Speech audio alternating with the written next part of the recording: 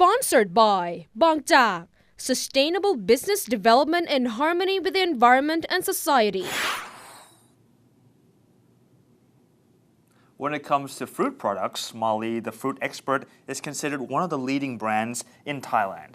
The company owns 25% of market share of fruit juice products and now expects to increase that market share to 29% by the year 2013. Right, Mali's products have been made from quality raw materials by plants with internationally recognized standard. So the variety of products and tastes answers to all needs and is liked by consumers of all ages. And that results in a continuous sales growth. In 2012, Mali's revenue growth has been doubled from 3,000 million baht to 6,000 million baht, and mainly by fruit juice sold domestically as well as internationally, and with business opportunities arising from the ASEAN Economic Community, or the AEC, in 2015, Mali also plans to expand its business in Southeast Asian region. The first question is, would you please tell me about what your company is producing? How many product lines do you have? Well, we are in the market for fruit juice and canned fruit. We do anything which related to fruit and consider ourselves as the fruit expert. Mm-hmm. Yes. And you said that you have been exporting your products to countries in ASEAN since in the past. So how many countries have you exported products to right now? Our company is about 35, 36 years old. And in the past, we actually, in the early days, we do local products. And then in the middle, we have been concentrating on exporting to the world, to the US, to the European market, which considered to be a main market for us.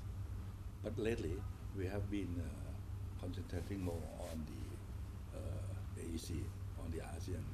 The difference is that when we export to the EU and the US market, we do more or less like a contract packing because we're using somebody else's brand. Right.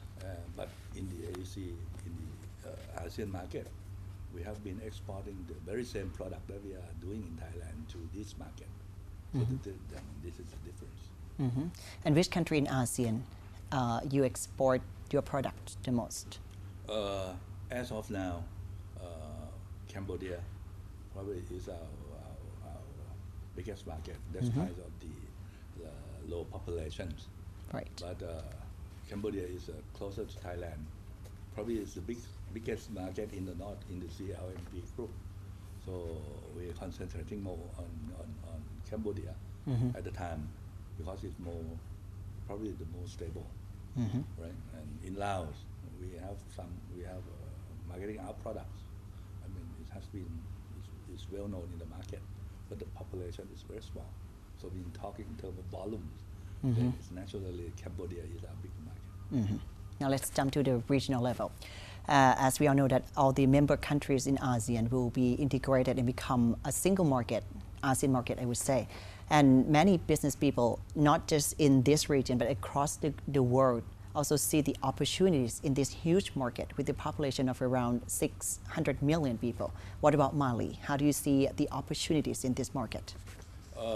Well, it will become, when we start after going back 18 years ago, so it's considering a trend, right? But when the 2018, now it's coming to 2020, it will become a true single market.